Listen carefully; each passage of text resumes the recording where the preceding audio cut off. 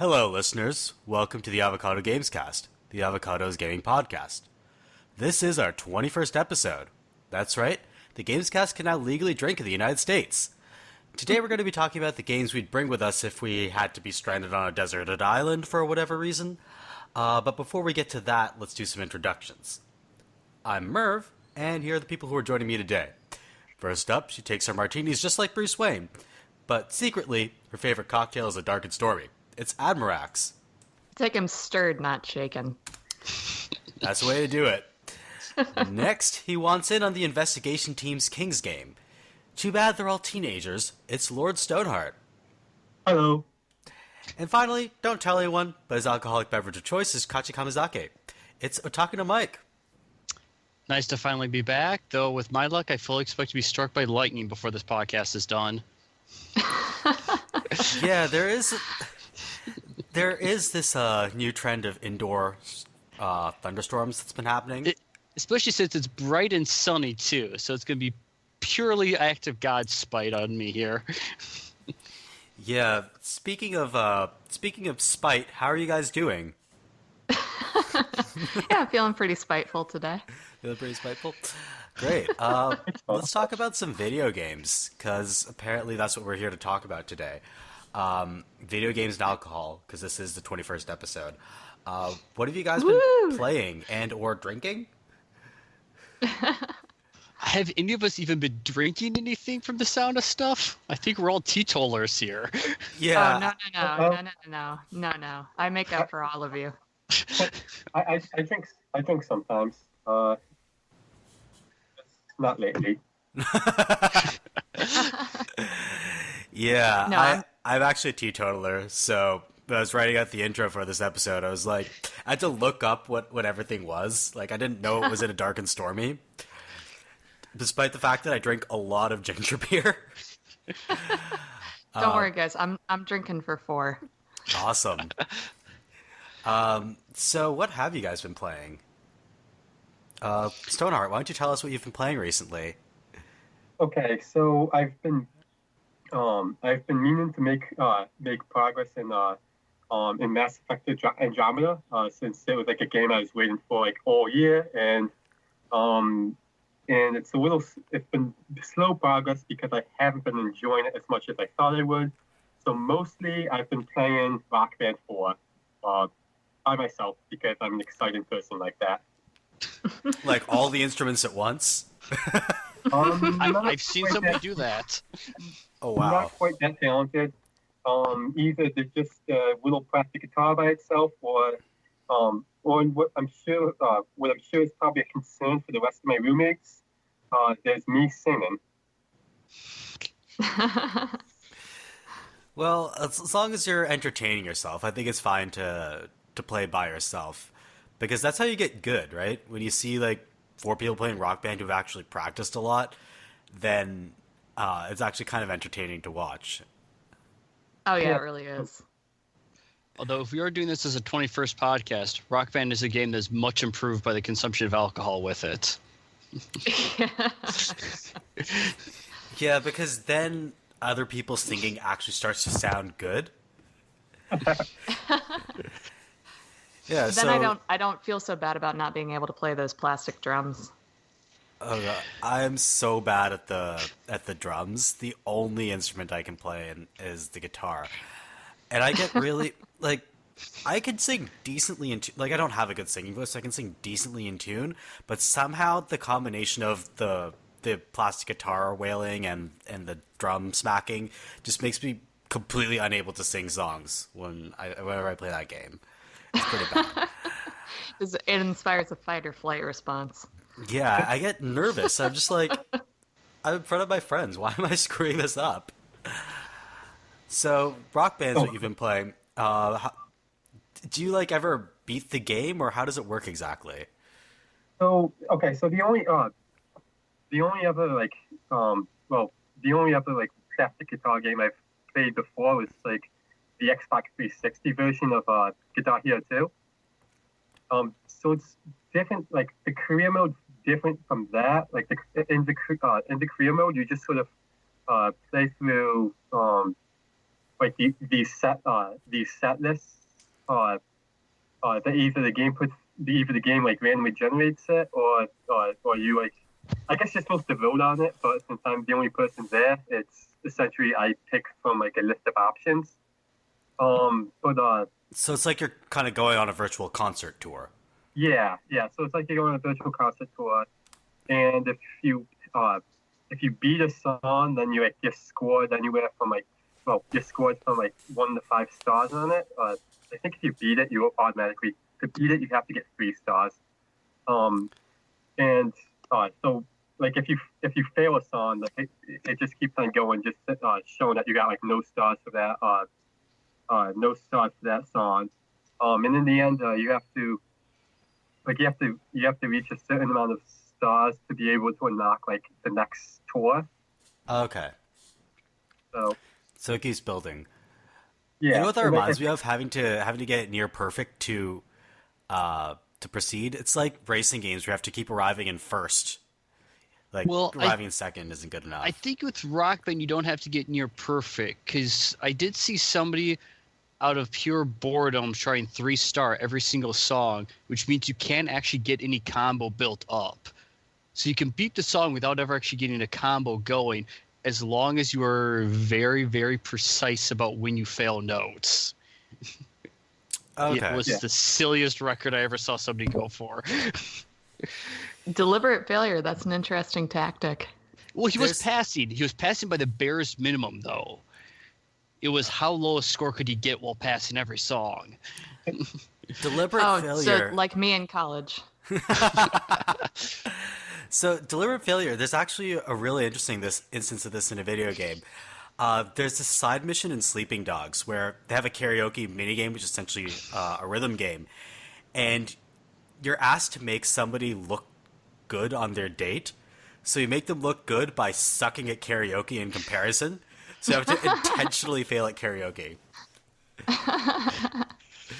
That's great. The wingman mission. Yeah, it sounds like, and they recorded like bad singing for this. So they recorded like in tune but slightly off key singing, and they recorded bad singing for this. And the bad singing is so hilariously like well done. So I highly recommend playing that mission if you ever play that game. Mike, what have you been playing? Well, I just finally dragged myself away from Total War Warhammer, which is, according to Steam, consumed about 160 hours over the last couple months. So I finally got into Zelda Breath of the Wild, which, yeah, I know I'm getting to it a little bit late, but again, Total War Warhammer, it's basically Civilization to me. I get stuck into one more turn syndrome on that game. So not terribly far in Zelda yet, but I'm loving what I've hit so far. So I know we've talked about this on the podcast before when you weren't on. So Breath of the Wild is taking an open world approach, which previous entries in the Zelda franchise were usually kind of they used interconnected areas more than they used like this big Skyrim-esque vast open world. How's that approach working out for you? Well, like I said, I only just got to the second village, so I'm still pretty early into it. So I haven't really either hit that wall of, wow, there's so much space to go through, versus knowing where to go next. It's working. I'm liking it compared to most open world games. Unlike Might and Magic, your Elder Scrolls, where stuff is still very segmented. It's such a open world without any loading screens. You never really feel it as being open. You can just wander freely and explore, which is great in my opinion. And I guess you're sort of rewarded for straying off the beaten path sometimes. Like you discover secrets and stuff. The shrines are everywhere. I climbed around a random mountain and found a shrine up there. I do like that when video games sort of reward exploration. I like when video games reward my screwing around. Because I like to screw around a lot in video games. Like, if there's a marker telling me to go right, I'll always go left. Because I just assume I've been trained by years of playing video games to assume that going left has concealed some sort of secret from me. right? Well, so I am going to go left. I've been sure I'll be going up a path and I'll see a slight indent on a hill to the side. I'm like, oh, that must be a secret path. I gotta go explore an entire mountain now because who knows what that was supposed to be keying me off to. Takes me forever to get where I'm supposed to be going because of that. Yeah, I love in certain games where you get punished for doing that sort of thing, like in Fallout New Vegas, where if you try to route around the path that you normally take to the city, you'll just encounter a death clause. And they're like super high level, so you can't take them down. Yeah, exactly. The original Zelda in Death Mountain, if you tried to explore too much, you could get stuck in a unescapable part of the dungeon. Like half the dungeon, if you went into it, you could not get out without dying, and it wouldn't take you to get it. That dungeon was a weird maze. Yeah, old video games could be punishing in that regard. There's some games though where if you stray too far off the beaten path, Nier Automata is really funny about this because what it would do sometimes in crucial story moments, if you refuse to obey what the game was telling you to do, it would just roll the credits. It'd be like, you unlocked a secret ending, and it would roll the credits for you just being an idiot, which I thought was pretty funny. They managed to turn it into a game sort of in itself because you can there are like 26 endings to unlock, and you just found one of the joke endings. Yeah, so that's Zelda. Admirax, I know you mentioned that you haven't played that many video games recently, but is there any game that you've recently played that you'd like to mention? So I did go through. So here in Seattle, this winter was particularly brutal. So I played Firewatch for the first time. Oh wow, yeah. And that was a wonderful relief because it was like being out in the sun, and you got to wander through the woods. So I really enjoyed that, and then it started trails, getting all watch a marriage collapse, sort of. Yeah, yell at teenagers. It was everything I wanted. And then the paranoid element started kicking in, and I said, why am I doing this to myself? I just wanted to be out in the sunshine, and now here I am experiencing some kind of existential dread. So it's kind of like real life, you know? Yeah, it is a game where the emotions of the characters definitely felt true to life in a way you don't normally see in games. Mm-hmm. And I think that part of that's down to the vocal performances in that game being excellent. Mm-hmm. Yeah. And speaking of open world, like Firewatch was actually a relatively closed world with a pretty small map, but it felt open world. Like I enjoyed exploring and kind of just listening to the music and the scenery. It was very meditative in a way. Yeah, it's a game where you can definitely take your time, and it kind of encourages you to get lost. Like you take out your map and you orienteer to get to your destination, but you don't have to follow the most obvious route. You can sort of take detours, which I really appreciated when I played that game. Yeah, and they wanted you to appreciate the scenery, like with the camera they gave you. I thought for sure that was going to play into the game somehow later on. So I saved all my photos. I didn't take any photos. And it turns out, I hope this isn't a spoiler, but at the end, it's just all the photos you took are just a montage over the credits. So I just had black photo, black photo, black photo. The other neat thing they do is you can actually what pops up at the end is the photos you took with your in-game camera. There's a function within the game to send them off to Campo Santo for a fee and get them developed as like Polaroids or something like that. Oh, okay. Interesting. Yeah, I think that might only pop up if you actually take a photo. Yeah. But it... Do you want to print out nothing? Yeah, so I thought that was a neat thing that they did. But I didn't use the service because I liked my big full-size screenshots. I don't want my little Polaroid prints. But yeah, definitely a really pretty game too. Like the stuff they do with lighting is incredible. Yeah, the lighting and kind of the way that as the fire is developing, the smoke elements that they play as you're walking through certain parts of the map where it gets hazy, like the field of vision starts to shorten. Yeah, and you definitely, how do I put this? Definitely what they've done with special effects, especially coming from an indie studio. Mm. They they developed a lot of this stuff in house, so they're doing like there's somebody there who is very good at math to develop the way what they developed there. All right, so briefly to mention what I've been playing.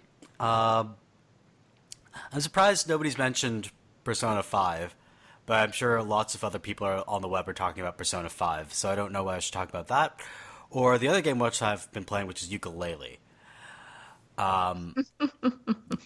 So, I vote ukulele.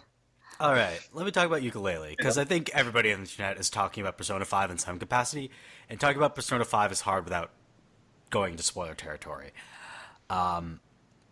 So, Ukulele, for those of you who don't know, it's a platformer that was kickstarted a few years ago. In the vein of the old Rare style platformers, so your Banjos, your Conkers, your DK64s. So not more like the Super Mario 64 kind of platformer.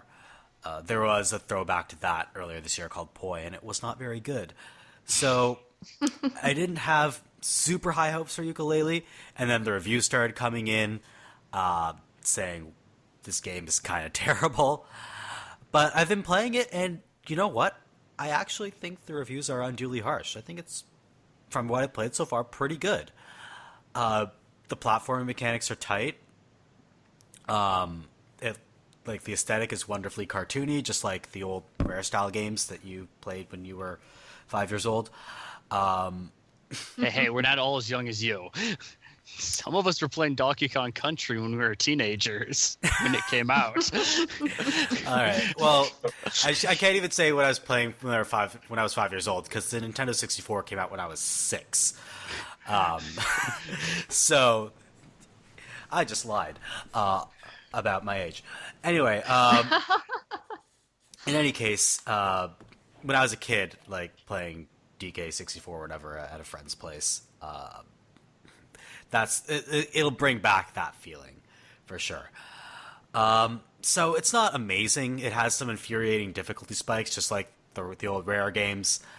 Some of the mini games that are in there have not so great controls. Sometimes the camera's a little bit annoying, but generally, I think it's a pretty good take on the platformer genre, and it's essentially what you'd expect from a Rare style platformer. So I'm not disappointed in it yet. It definitely has a problem with telling you what you need to do next. It's so open ended that it's unclear how to proceed sometimes, and I'm in one of those situations right now. So it where I just really don't- is like an N64 game. Yeah, like sometimes you just don't know what the next step to take is. But yeah, like I'm not telling you rush out and go buy this game, but yeah, it's not bad. I'm enjoying it. So, like, the Gameological review seemed to have its biggest gripe being having to backtrack constantly into areas you'd beat before. Have you run into that yet? You have to do that, but I don't see that as a negative. Like you backtrack a lot in this game. Like you keep jumping back and forth between. You could, if you wanted to, stay in the same world for a very long time and try to collect all the stars or bananas, which in this game are called pages. You could try to stay in a world for a long time and collect all of them, and then move on to the next world, and then come back to it only once. You could do it that way, but it's more fun, I think, and less infuriating if you do what you can at any point in time. Then when you get frustrated with the challenges in one world, move to the other world, and then move to the next world, and do what you can each time. Otherwise, I think you're going to get frustrated. So it's not a game. It's not a game for people who say hate Metroidvanias, where you unlock an ability somewhere else on the map, and that allows you to go back to an earlier portion on the map and unlock something else. But if you don't mind backtracking, I don't see it as a negative. Okay, that reminds me of the original that sounds a lot like the original Banjo-Kazooie, where in that game, the things that you had, the star banana things that you had to collect were called like Jiggies? jigsaw pieces. Yeah. And but each world had 10 of them, and if you wanted to, you could get all 10 in each world before moving on to the next one, but you didn't have to. But each to unlock each next world, you'd have to have a certain amount of jigsaw pieces, and I think eventually it started to get to like you would need more than 10 to like unlock to knock the next world. So like if you hadn't been like building up like a good bunch of it, sometimes you'd have to backtrack. Yeah. And like I like that system. In the sequel, Banjo-Tooie, the worlds started to get even bigger, and also they started to get interconnected. Sometimes the first time going through the first world, you would not be able to get all 10 jigsaw pieces. You'd have to wait until you got to like the fifth world or so, and that really frustrated me. That kind of backtracking. Yeah, I mean, I think a little bit of backtracking is good in these kinds of games. Like, say, even Super Mario 64 had this kind of backtracking. Like, there's some stars you can't get in the first castle, the first world, without the wing cap, and you unlock the wing cap partway through that game. So I think it depends sort of on how extreme the backtracking is. Like, do you have to unlock 8 worlds before you can go back to the first and unlock the second star or banana or Jiggy or what have you? That might be frustrating. So I think it's a matter of degrees, and I think my tolerance for this sort of stuff is slightly higher than a lot of people's. But if your tolerance for backtracking is low, then you might want to steer clear of the ukulele. All right, so I guess that's what we've been playing. Let's move on to the main topic of discussion for this episode. Now, there are a lot of questions about video games that we could tackle, a lot of important questions. Today we're going to tackle a not-so-important question, but a question that's always fun to ask because it results in a little bit more reflection than you might think. So, let me just ask you guys the classic question. You're stranded on a deserted island. You can only bring one video game with you. Which video game do you bring, and why? So this is assuming this deserted island has electricity and some kind of television, or possibly a PC setup.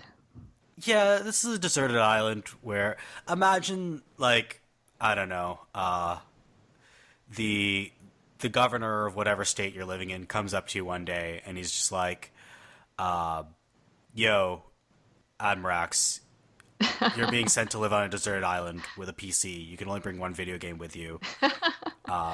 What's it going to be? Oh, I was envisioning like a Gilligan's Island sort of scenario where we have some kind of generator made entirely out of coconuts.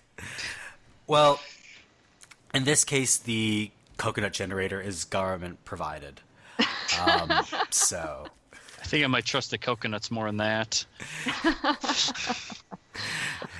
Yeah. Well, any case, what are you going to bring? For me, it was I thought about this for a little while. I think Red Dead Redemption. Oh. How come?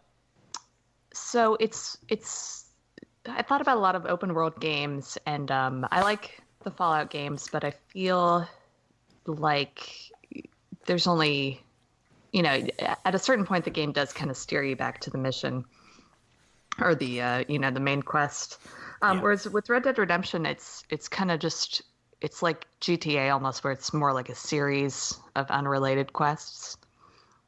And I feel like the combination of getting to explore all these really scenic areas, the kind of cool Western feel that I haven't experienced in a lot of other video games. It was very relaxing, I found, just riding around in the desert on whatever horse you just stole. I enjoyed it. I thought it had a lot of potential for if you wanted to explore, that's cool. If you want to go help this damsel in distress, that's cool. If you want to get into a gunfight, it gave you a lot of leeway, I felt. See, for me, I was going more for the replayability, which gave me an easy answer here. Because the last couple of years of high school, first couple of years of college, I only played Heroes of Might and Magic 3 and 4. Especially like my first summer after college, it was nothing but Heroes 4 all summer long. Which, if I'm going to be on a deserted island, I want something I know is going to last. Heroes 3 and 4, when you have the full scenario packs from their expansions, you got so many maps that take so many hours. You could be playing them for months and you'll never repeat anything, and it'll be a good time killer. Yeah, I mean, I can imagine like replayability being a huge factor for me as well, because there are a lot of games that I love that are, you know, like linear 12-hour experiences, and that's not going to pass the time on a deserted island. Mm-hmm. So I'm thinking about games that I could just replay forever and ever and ever. And for me, that game is Roller Coaster Tycoon. Oh, I love Roller Coaster Tycoon. Right, because I can't tell you how many times I've played the first 4 or 5 scenarios in that game. Because like every single time I build a slightly different park with slightly different rides. I always, you know, go in by hand and make a new coaster design every time I play it.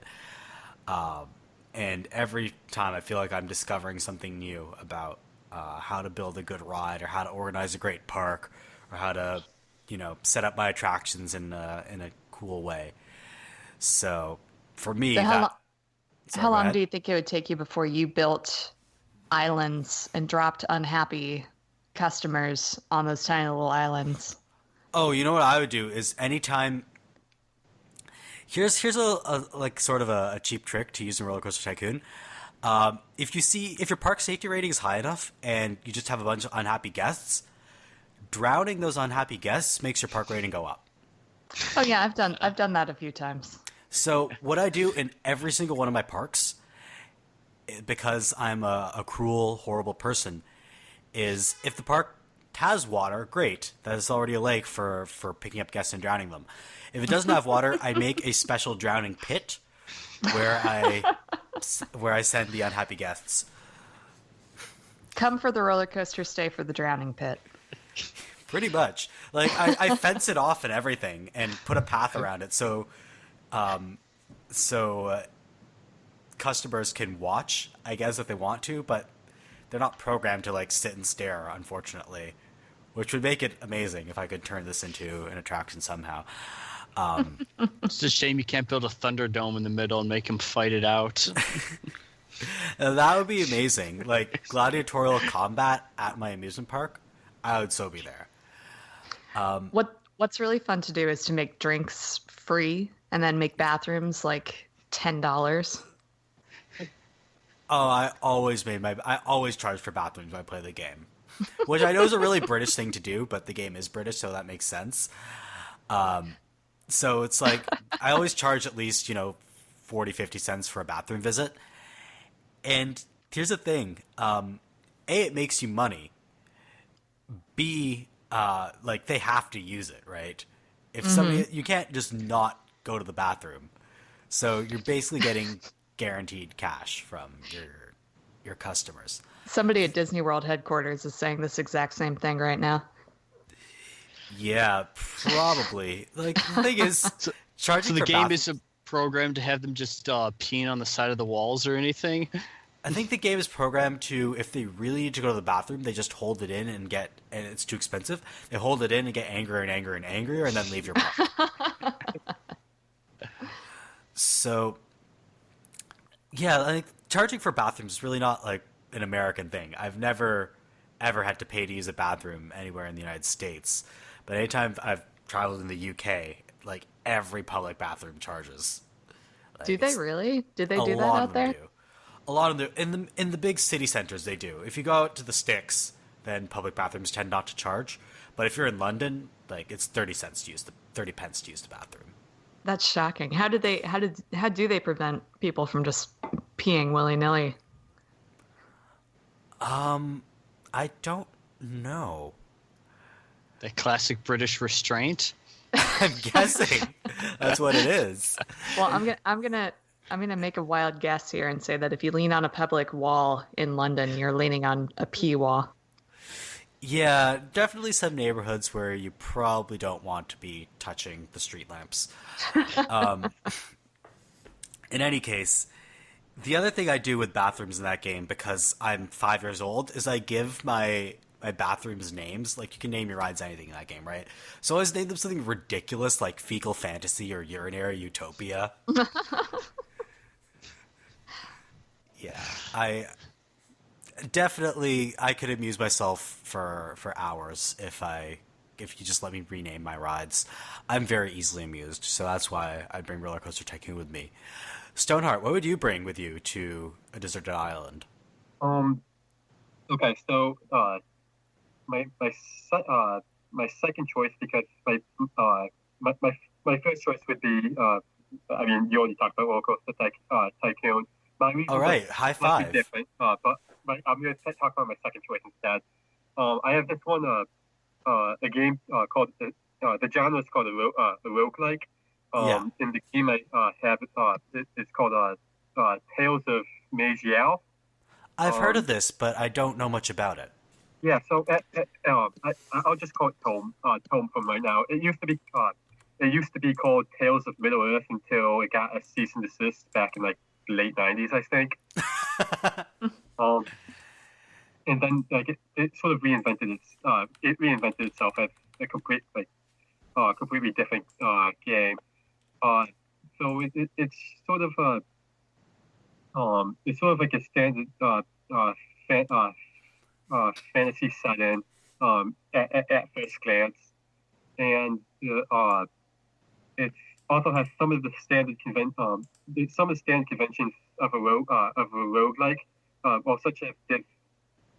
Well, so usually with roguelikes, you only have one life for your character. In this game, the standard setting is that you start off with two lives, and then as you level up, you accumulate more lives, and it maxes out at like 7 for a given playthrough.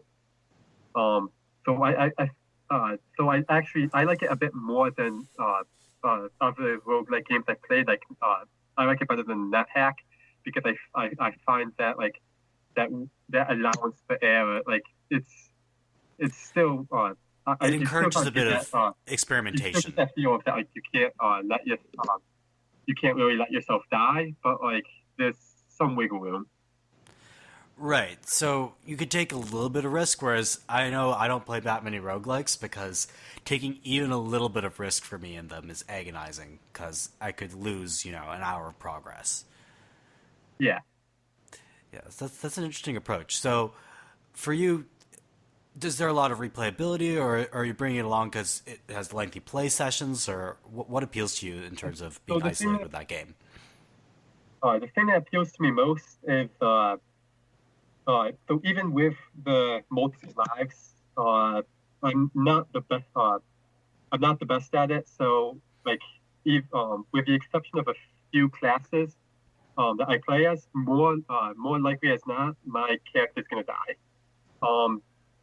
But where I still find like the replayability kicks in is that there's a very good range of classes to choose from, and for the most part they all have a nice distinct feel from each other, and so and there's also so you could get good with one character and then get good with another.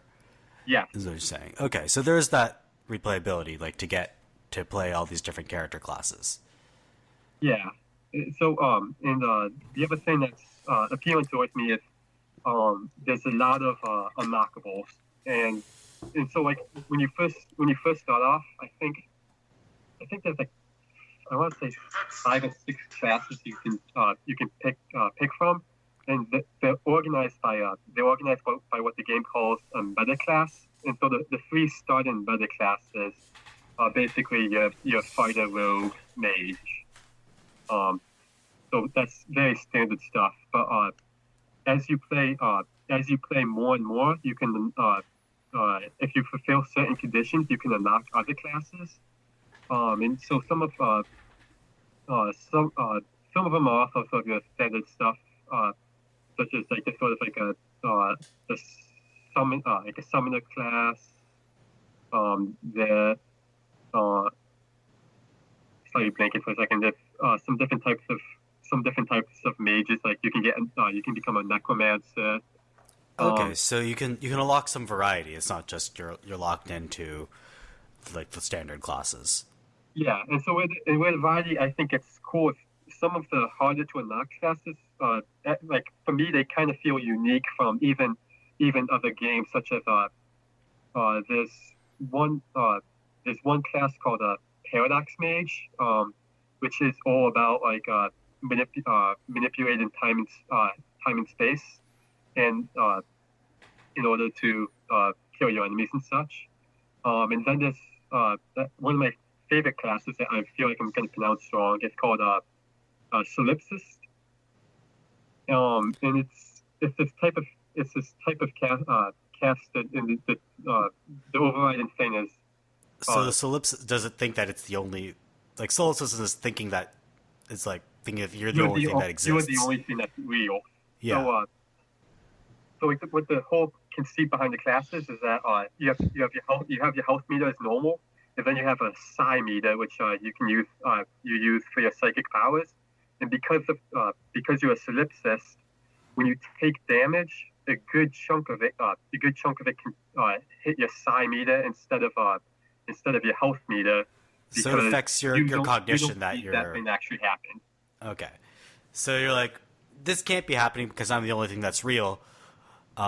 So it attacks your psi meter first, and then eventually it changes your cognition on that subject. Yeah. Okay, that's interesting. Yeah, so we've got a good variety of games that we bring with us to Desert Island, but it seems that we're concerned with like open-ended games or games that have a lot of replayability. Now, how would this question change if you were, say, stranded with another person? Would you still want to bring the same game? In my case, yes, because heroes like Civ and Total War, you can do multiplayer, and I haven't done a Hot Seat Heroes game since I was a teenager because they take forever. And like Civ and Total War, you can do multiplayer campaigns, but do you really have friends who are going to sit down for a 100-hour campaign with you? If you're on a deserted island, yes. Because they ain't going nowhere. Right, so as long as you rope your friends in, then it seems like it's something you could finally actually do. It seems like the game was like designed for getting stranded on a desert island because the only scenario in which anybody's gonna sit down for 100 hours and play Heroes of Might and Magic for that long. I mean, with multiplayer. Yeah, I mean, like you in can a play group. the single player campaigns. It's just it's got multiplayer aspects I don't use much of. It works great when I was a kid though, because the hot seat function, it's one person played at a time. So the rest of us played Magic the Gathering while whoever's turn was up was playing Heroes because we were nerds. See, that sounds fun. It sounds like you actually found a way to kill two birds with one stone. Yep. Kids are nothing if not clever in finding ways to maximize their fun. Yeah, so for me, the other game that I'd bring if I were allowed to bring a different game, if I was stranded with another person, I'd bring some like one of the Worms games, like Worms 2, because that game has like endless customizability for combat options. For those of you who aren't familiar with the Worms franchise, it's an artillery game where teams of adorable looking worms shoot each other with crazy cartoon weapons and try to destroy the other team. So I'd bring Worms 2 because that's the one with which I'm most familiar. And it's so customizable. Like you can create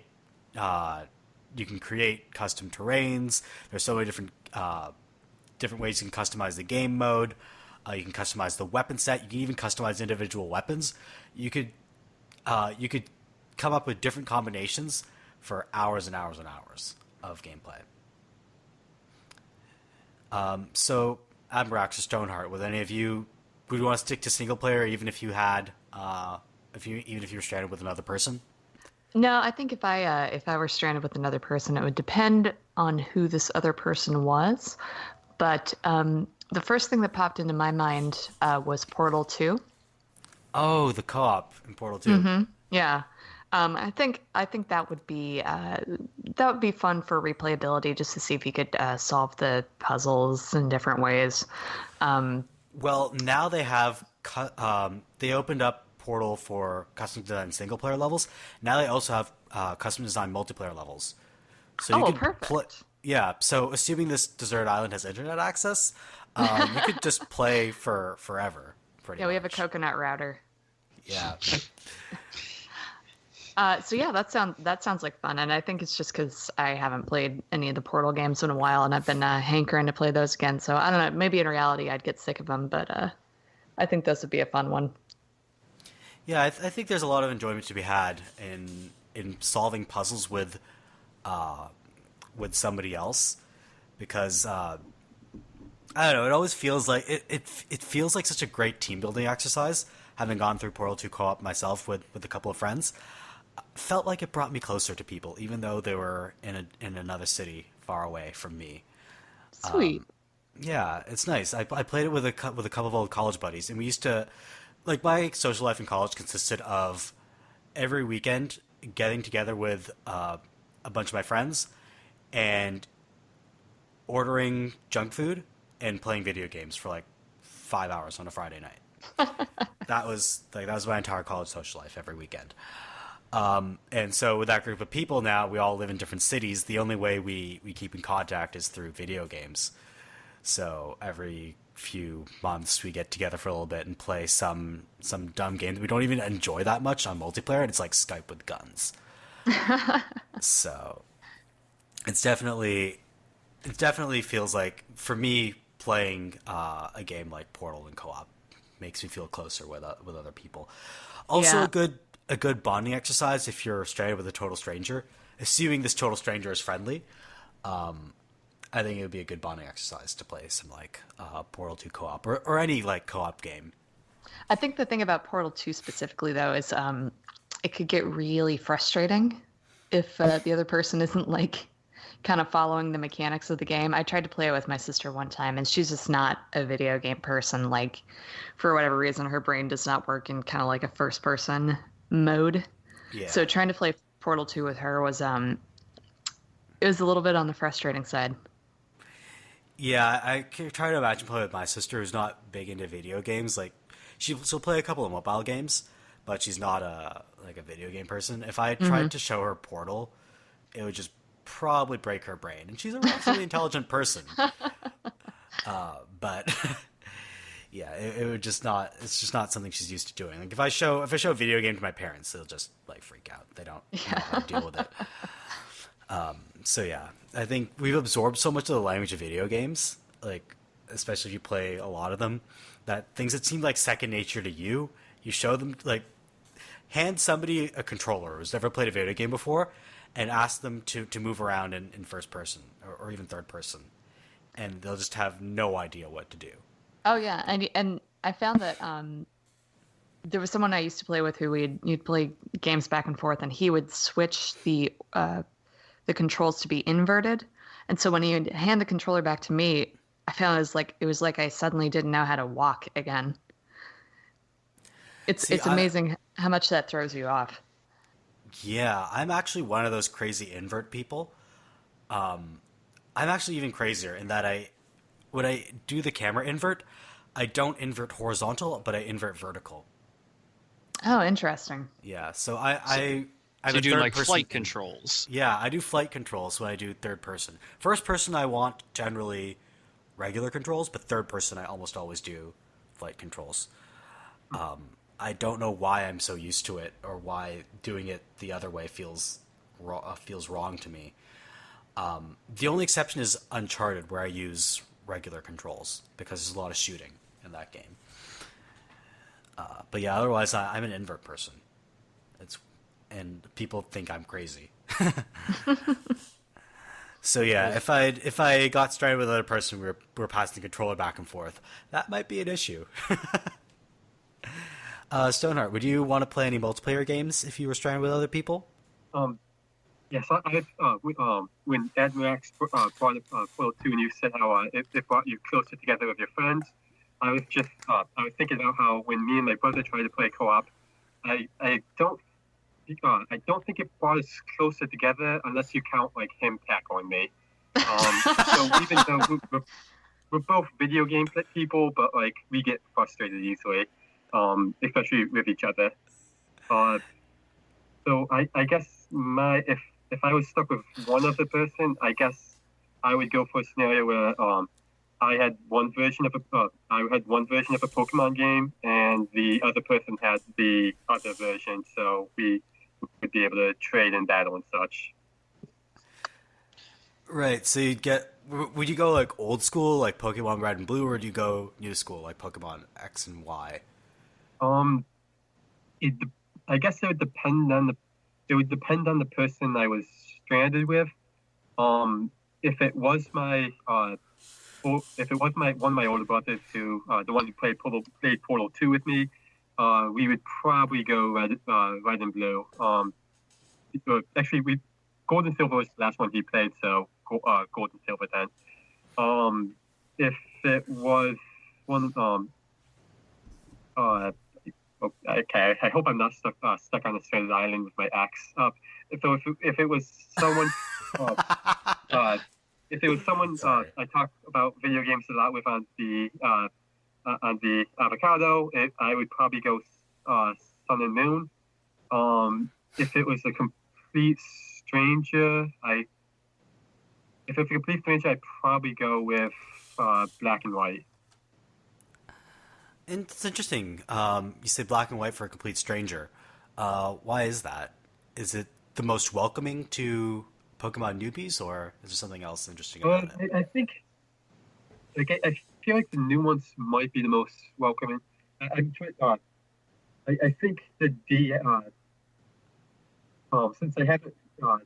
I'll have to give myself a few more months before I form a clear opinion of Sun. I think I think the DS ones are probably my favorite, and I think with because Black and White are something like a soft reboot, I think it would make a good starting point. Okay, so I mean, I don't know how much the Pokemon series builds up its lore across entries. So do they sort of reset things in Black and White? Oh, it's just I think because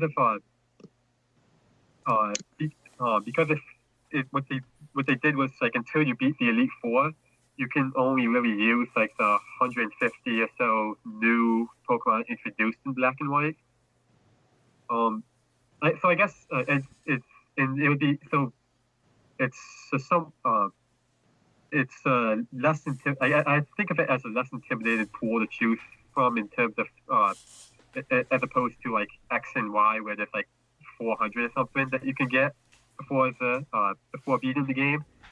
And also I guess the reason why I wouldn't go with just the originals is because the originals are just like the mechanics feel a little outdated. So yeah, I mean, my inclination would always be to give a total stranger Pokemon Yellow, so they have like they know a total stranger doesn't know Pokemon, knows Pikachu, right? So you give them the Pikachu as soon as possible.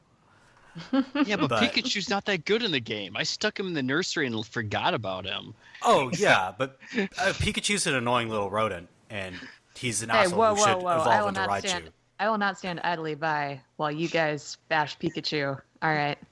Dude should get in his Pokeball and fucking evolve, I did play okay? Pokemon Yellow. I was 9 years old at the time, but I played Pokemon Yellow. You get stuck with him for the rock gym, and he's awful. No, I was 9 years old. I was watching Pokemon. I loved Pikachu. Yeah, I mean, it's like it starts the difficulty up really high right off the bat, right? Because like lightning versus rock. But I mean, presumably you're going to catch like I don't know, a water Pokemon or a grass Pokemon somewhere along the way. Yeah, I think I had a water Pokemon for that rock battle. You should only have Rat-a-tat and Pidgey before you get to the rock dungeon. Oh yeah, you'd only have bugs, wouldn't you? I think Butterfree was my because I think the rock gym didn't have like any like rock move, so it's just like Butterfree shows up and like hits everything with confusion. Wait, so you grinded to evolve like a Caterpie into a Butterfree before you hit Brock's gym? Yeah, that does. That's dedication, man. I think I've done that too, because depending on who you choose as your starter, Brock's gym can be kind of brutal just because you have no attacks that will hurt them. I think when I played it, I started with the Squirtle. Well, then there's That's the way to do it, right? Like you don't start with a friggin' Charmander to get your ass handed to you on the first gym. But I never made it past the first gym because I was playing on a friend's Game Boy, and then friend took away said Game Boy, so did not make it past Brock, unfortunately. But yeah, so multiplayer I think sort of changes the landscape a bit, where you have where you sort of use the games as a way to connect with other people. I think if I'm starting with a large group of people, though, I'm probably bringing something like Super Smash Brothers, where you can just like get a party going. Like Super Smash Bros. For me is a party game. That was the game that would break out at college parties when I went to them. That's the game that my friends and I used to play on the weekends. I never got good at it. They were really good at it. Yeah, it's amazing to watch people who are really good at that game, because that's not a game that you can just spam buttons and win. You have to really. Well, I mean, I guess you can, but whenever I tried that, I always got my ass handed to me. Yeah, like they're people who know what they're doing, and they're not just pressing A and B alternately at really high speeds. But it's a game where you can sort of have fun, even if you're terrible. Especially if you play on like one of the ridiculous maps that's always changing shape or blowing things at you, and you play with ridiculous items. You have to put the hammer out there. I know people think the hammer's unfair. I think it's hilarious. And see, that's a game where it's fun to have Pikachu. Pikachu in a wizard hat is the best character that you can possibly when you have pick. multiple Pikachus and then the Pikachus get the different hats. Yeah. Yeah. That's always fun.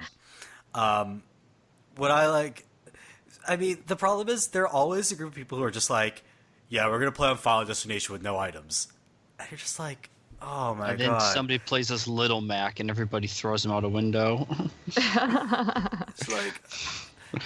See, Yeah, the items are the fun part of that game. Right. The fun part is just like using ridiculous items like fire flowers and revolvers and magic wands to mess with your friends. It always cracks me up when Pikachu gets a gun. doesn't he shoot it with his mouth too? I think he holds it really weird. I think he I holds it don't with know tiny back. little hands. I just love the image of Kirby with a revolver. Because I love Puffball holding like an actual weapon, just cracks me up so much. Yeah, so you can just have like endless fun with Super Smash Brothers. And unlike Mario Party, where the games could take forever and they feel unfair and you just want to smash everything by the time you reach the end, Super Smash Brothers, like, game's over in 6 or 7 minutes. You can just play another round. You keep switching people in and out. It's an ideal party game for me, I think. Oh, Yeah. now see, I was going to say, for this prompt, I was going to say Mario Party, just because It has party in the name. it has party in the name. And I feel like if you're on a desert island, you want something to last for a long time. Right. I can see So, that. yeah, and the little mini games, I think, kind of add a little something to it. Yeah, I think there's like, I'm thinking about how do I keep the party going on this desert island long enough so that we forget about the terrible state we're in. But yeah, that's definitely another approach. And now, like, the new fashion that seems to be coming out is people putting out YouTube videos of super long Mario Party games, like cranking up the number of turns to 50 and just taking forever to complete them, my like 4 God. hours. And you Yeah, watch no them slowly thanks. go crazy as they play Mario Party. I don't know. I don't have that much experience with Mario Party. I remember being really bad at it and thinking that it was really stupid and not understanding any of the rules. But I think with people who are familiar with it, it's definitely a way you can prolong the sense of fun before the anxiety and dread of being stranded on an island set in. Yeah. You see, nobody wants to bring something like diplomacy. It's great. It takes forever, and by the end, you have no more concerns because everybody's killed each other. Quite literally. Is diplomacy like the video game version of Risk? Oh, well, diplomacy is not a video game. It's a tabletop game, but Okay. it's worse than Risk. You will murder somebody before the game is done. See, I have a friend who we played a game of Risk about 8 years ago. That anytime I bring up Risk in front of him, he still brings up that one time that I refused to form an alliance with him. And that's that's the beauty / hatred of diplomacy is there's no dice rolling. Everything is decided by you negotiating with the other players and then hoping they all hold up their end of the bargains. Because you all take your turn Simo in secret, so you can make an alliance with somebody only to find out they're backstabbing you when you weren't expecting them to. Hence why it's 7 players and you won't have 7 friends by the time the game is done. This sounds like a kind of game you'd play on like. See, there's the Gilligan's Island route you could take with Desert Island, and there's like the Survivor route or the Lost route. It sounds like you're going for the latter. You want maximum drama. Yeah. Like, I could just imagine, like, you are the Jeff Probst of this island, instigating conflict among the survivors. Yeah, I can definitely see how that would make things awkward and tense. I mean, theoretically, you can beat diplomacy if enough people form together an alliance and agree to all win together, because it's based on controlling certain parts of the map. And if you have enough of it, you can declare yourselves winners. But the setup for the game is Europe 1900, the run up to World War I. So it's made to feel drama, made to feel people backstabbing one another and reneging on alliances. Right. So the way I've seen it's sort of like Prince's Dilemma, right? Where if you cooperated, you'd all be better off than if you all backstabbed each other. But there's an incentive to backstab when everybody else is cooperating. Pretty much, yeah. Okay. Yeah, I can see how that would result in some tension. Yeah. So if you want these to get nasty, go the tabletop route. That's for sure. I mean, my real answer, if I'm going the tabletop route, is Pandemic Legacy, because there you have to cooperate. There's no single player win, and you can play it repeatedly, and the game keeps changing, keeps getting better. Right. So I've heard that's a game where you actually have to physically tear up cards and stuff. There's a couple cards you'll tear up. You're definitely sticking stickers in the board and writing on it. And you've got little character cards that you're putting stickers on and making permanent stuff affect them. Yeah, it sounds like the kind of... I feel bad about defacing things, so I'd almost be scared to play it. Yeah, same. I mean... Aren't those games like $50? 70. But it was on sale last week on the AV Club's income deals for like 35. Oh yeah, income disposal. I should probably pay attention to that. Yeah. I mean, yeah, it is expensive, but there is a story that develops over the course of playing it. So that's why you're kind of changing stuff, is because the world is changing, and depending on what you're doing depends on how bad the world is falling into these diseases. And when you get to the end of the story, it actually does rate you based on what you did. So there is kind of, an incentive to do well. You can get the best ending to the game. Right. It's almost like they're bringing video game mechanics into the tabletop world in terms of, different endings that you get for playing the game differently. Well, it's a matter of just getting the best score, not letting the diseases overrun everything. Which the best score ending is really hard to get. You have to be so lucky. Right. There's a lot of luck in that game, as I understand it. But I've actually never played Pandemic. I haven't played that many co-op board games. I usually play competitive ones.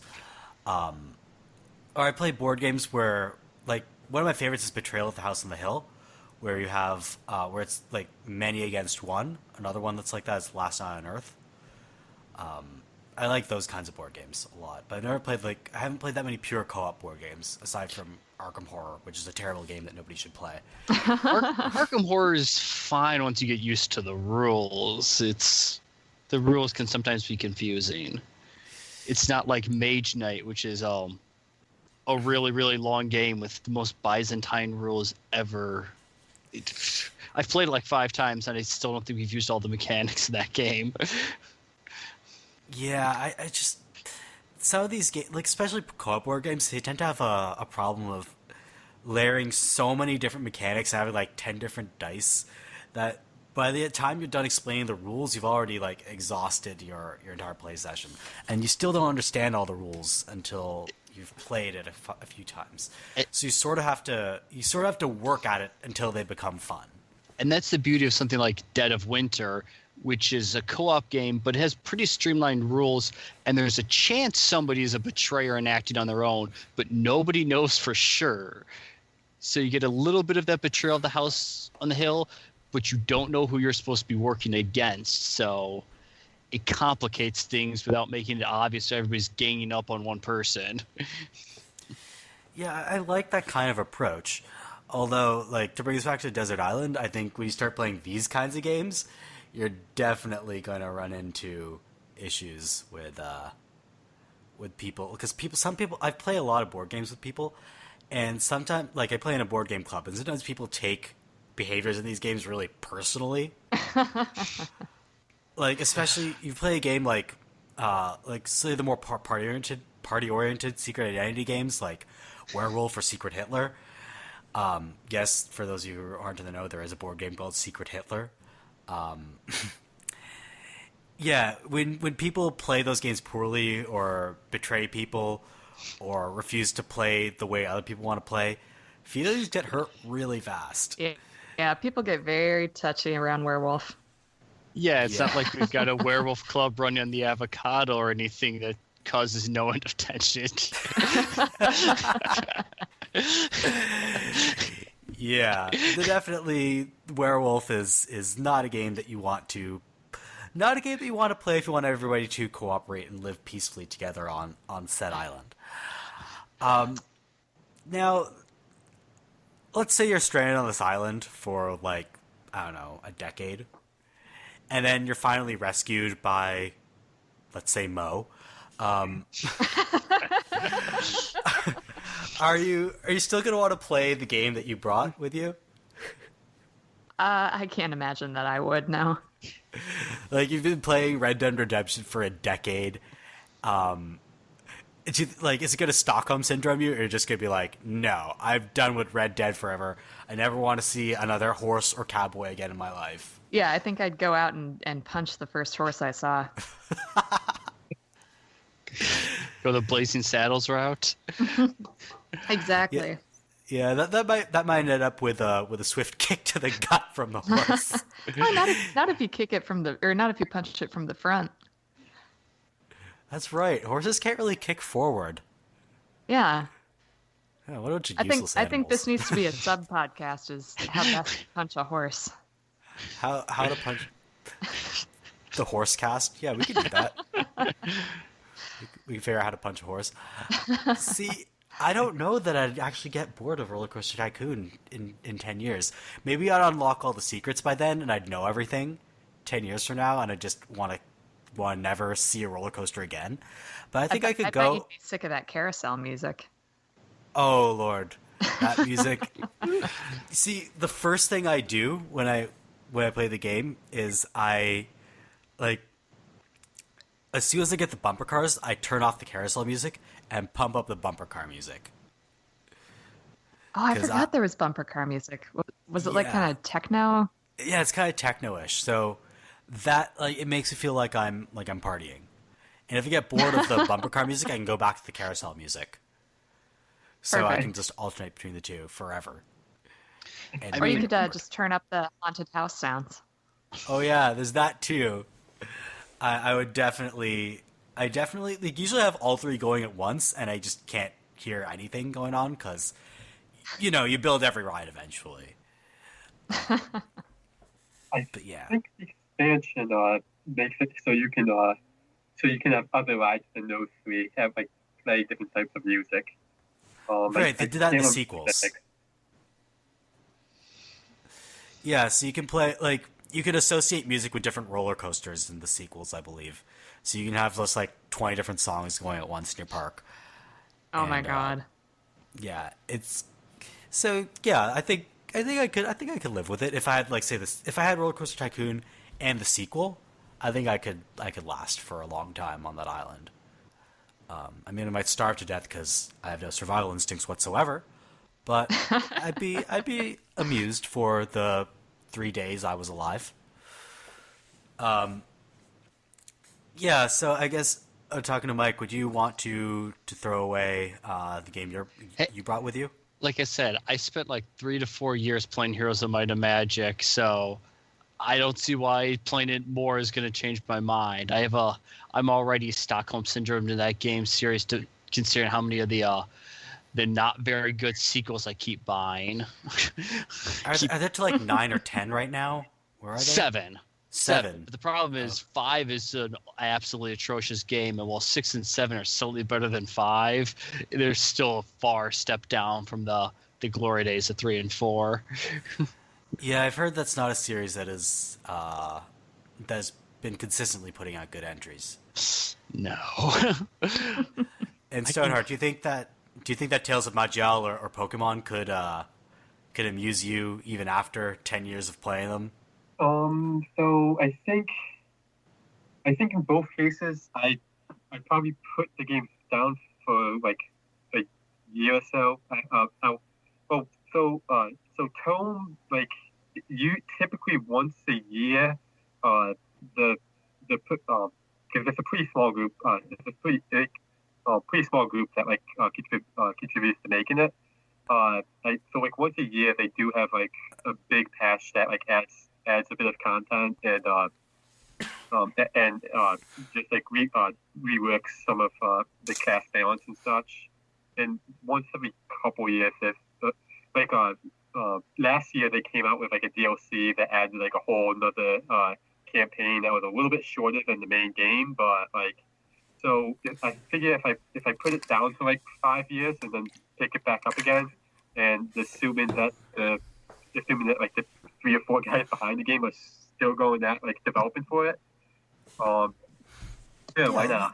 Yeah, you can see yourself picking it back up. Yeah, and then with Pokemon like Clockwork, like well, not quite Clockwork, but like every 3 to 5 years they come out with a new generation of Pokemon that usually adds somewhere a little under like 100 new Pokemon, and so put it down for a long time and then eventually pick it back up when there's new stuff. How many Pokemon are there right now? Like when I was a kid, there were 151. Now there are how many? 100, and I am actually embarrassed. I don't know the actual number off the top of my head. Wow. Oh, we'll just put it in the link dump, but it's over 800. Yeah, Okay. Oh my god. Yeah, I sort of envy the people who've been able to memorize all of that, because I knew all 151 when I was a kid, but if you asked me to name anything beyond that, I'd just be like, no. I know there's a cow named Miltank. That's about all I know about Pokemon beyond Oh, are you kidding? the first 150. Yeah, a cow named Miltank. Oh. I wish I were making that up. And it's just like it emphasizes the udders. So I guess even the male cows have udders in this. She's only female. She's only female. Does she have a and- male and, counterpart? How does she well, make more? Does she mate with a Tauros? Like, how does this work? Yeah. So Tauros is only male. Okay. No, they didn't add different genders until the gold and silver, which is what added Miltank. But basically, Tauros is only male, Miltank is only female, and when it comes to Pokemon breeding, it's always the female that with a few exceptions, it's always the female that determines the species of the egg. And so to get like a Tauros to come out of an egg, you have to use a Ditto, I believe. Wait, so Sounds a Tauros has to bang a Ditto? Apparently. But Pokemon is weird. I think okay. Merve's going to need some diagrams here before this podcast is done. Stoneheart is telling me 802 Pokemon. Okay. I think that's a good note at which to end this podcast. Oh, good. Ending it on Pokemon screwing. Yeah, and ending on Pokemon sex. That's where every podcast of ours inevitably ends up. So I just like to say, if you'd like to keep up to date with the podcast, we actually have a website, avocadogamescast.wordpress.com, and there we post each episode along with the famous Linkdump that fact checks the stuff we say on this podcast, because we lie a lot, mostly by accident. We don't mean to mislead you, dear listeners, but sometimes we do because we're not as smart as we pretend we are. You can also subscribe to us on iTunes, and now we're also on Google Play Music. So you can just search for Avocado Gamescast and subscribe to us and download our episodes and listen to us on your commute if you need to listen to a bunch of idiots talk about video games on your commute. All right. Like you do. Like Hideo? Like you do. Like you do. I thought you were saying like Hideo. Like Hideo Kojima would listen to us. I think Hideo Kojima would listen to us. I mean, he's a weird guy. I don't know if he's weird enough to handle us. So any closing thoughts on Desert Islands or other games you'd like to play? Make sure you have a lot of coconuts on them. Yep. Make sure you bring them coconuts. Yeah, I'm actually like debating, do I go out and get coconut milk now? I don't know. Anyway, thank you all for joining me on the podcast, and we'll see you, dear listeners, next time. Bye-bye now. Bye, everybody. Bye. Bye now. Bye.